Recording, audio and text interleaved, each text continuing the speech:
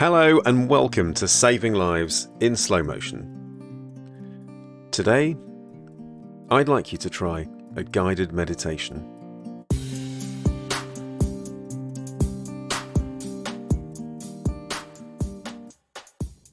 Now, this is not something that I planned on doing, but I do ask for suggestions for the podcast, and if you're someone who has already tuned in and listened to some shows, you will know that my whole purpose is really about putting health into context and looking at all sorts of things that help us live a better, healthier, more enriching and kind of fulfilling life, which isn't always dealt with via the medical model. And someone called Helen got in touch to say, why don't you try narrating a meditation? Because she thinks my voice would suit that. Now, I do listen to meditation myself on an app, and there are so many benefits to it, which I will post in the show notes. So I thought I'd give it a go, and I want you to give it a go, even if you're the kind of person who thinks, oh, it doesn't work for me, because I've got lots of patients who say that. And often that just means that that person's mind is so wired that they just cannot get into the right state. So I'm going to give it a go. And this meditation in particular is about self-compassion and being less critical of yourself, because I think it's important and is a key to unlocking lots of things, including reducing stress levels. So I hope you enjoy it, and I'll see you on the other side. Mindful self-compassion is a simple practice that offers you the possibility to recognize your own imperfections and be kind to yourself. It helps you to see yourself as valuable, no matter what you do or who you are. It allows you to move out of being self-critical and embrace who you are. In this exercise, you will bring mindfulness and kindness to your daily activities. Now, make sure that you're seated comfortably. And now close your eyes and place your hands in your lap. Begin by bringing your awareness and attention to your breathing. As you inhale, draw your breath in deeply and hold it for a count of 4.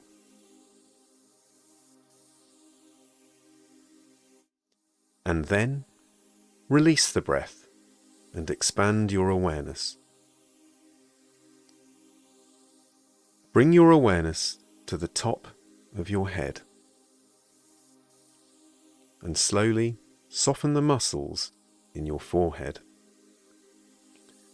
Drop your jaw, soften the mouth, and allow your shoulders to drop down. Keep breathing. In for 4,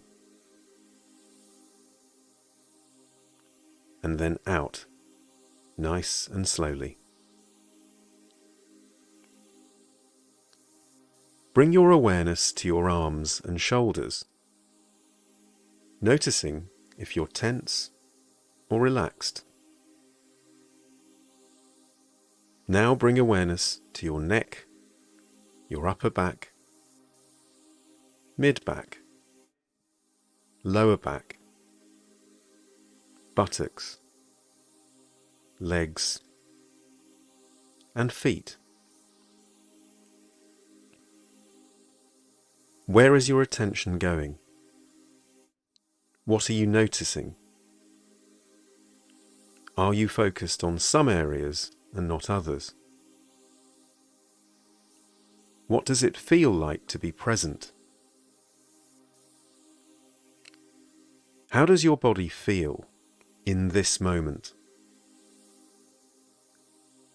Now bring your attention to the part of you that is most aware in this moment. What does it feel like? Where is it? How does it feel to be here? As you begin to engage in self-compassion, you may feel that your mind has wandered away from the task at hand. When this happens, gently bring your attention back to the task. There's no right or wrong, only the exploration of your own experience. For the next few minutes, continue to breathe deeply. In for 4, and then out, nice and slowly.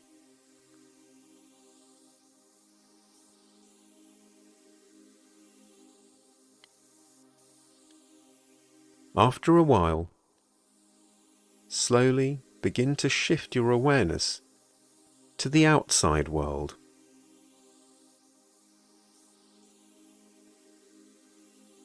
Bring your attention to sounds in the environment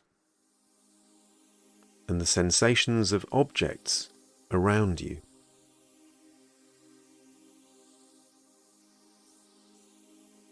Bring your awareness to your immediate surroundings. Notice what you can feel and sense.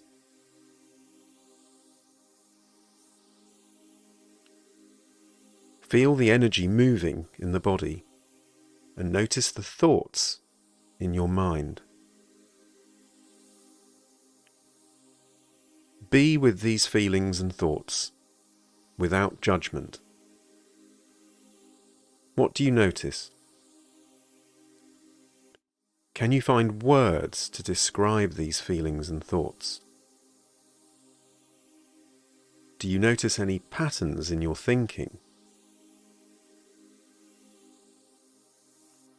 You might notice that some of your thoughts are critical or negative. Do you notice any tendencies in your behavior or emotional experience?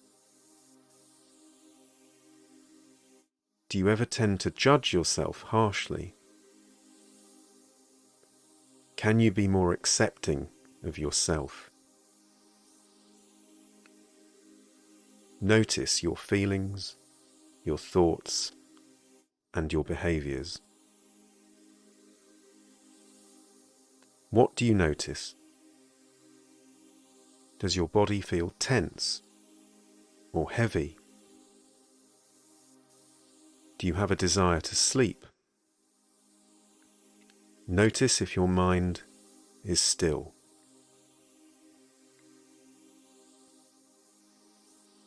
And now bring your awareness back to your breathing.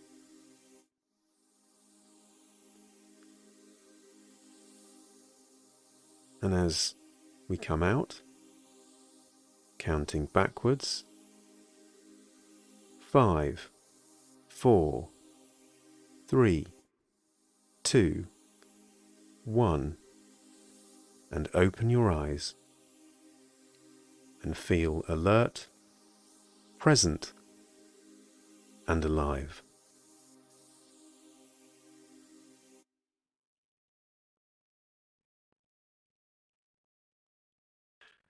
Okay, I'm just going to give you a second to reflect on that.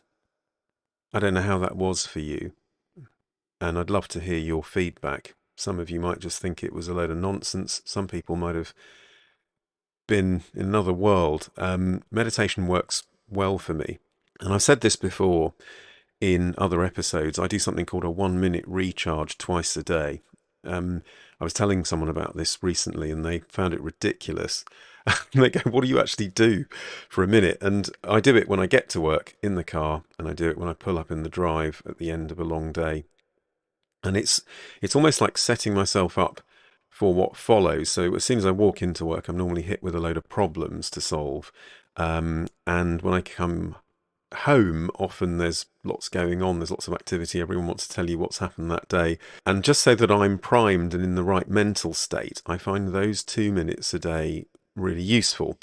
If I have more time, I will often meditate using an app, and there are lots out there, because I find I'm much more centered and I tend to have a better day because my emotional responses are more appropriate. I'm much less likely to feel irritable or fly off the handle at the smallest thing.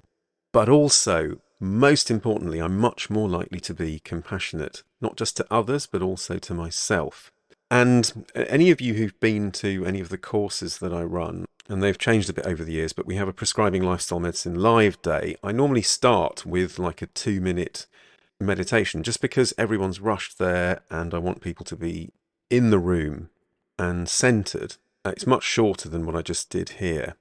But if you found it useful, just save this episode, download it, and just listen to it whenever you want. The middle bit, that is, obviously. Because thinking about systems biology, which is what this is all about, both mentally and physically, there are benefits to feeling relaxed. And how that ties in, how does self-compassion tie into feeling relaxed? Well, a lot of people can't feel relaxed because they have an inner voice that is very critical. That self-talk. Again, there's a whole episode on self-talk on this podcast series. I'm going to leave this episode there because I don't want to just allow the effect of what you've just experienced wane too much, but maybe reflect on it and see how you feel later in the day. Do you have a better day as a result of it? Will you handle stress better? I'd love to hear about it. And it's not just the script, it's also the breathing. I have mentioned before, there's a chap I know who has had anxiety for many, many years. And I saw him, not so long ago. And he said, look, my anxiety is completely gone. And I said, wow, that's amazing. What happened? And it's all because he's taken up archery. And in archery, you have to control your breath. And so meditation, has myriad benefits. And a lot of it is on systems biology in terms of literally calming our responses down, whether that's blood pressure, adrenaline, heart rate, breathing. So I hope you enjoyed that. Do let me know. I'd love to hear whether that was of benefit or whether that was of use. And keep the suggestions coming in. I do look at them. And thanks to Helen for suggesting that. I enjoyed it, actually, to be honest. Although when you're reading the script, you can't sort of experience it. But hey, I'm used to reading scripts. So thank you for listening again. And thank you for the support and all the great feedback. It is really humbling. I love the fact that I'm still getting 5-star ratings. Thank you, thank you, thank you. And until we meet again, do take care. Look after yourself. Bye for now.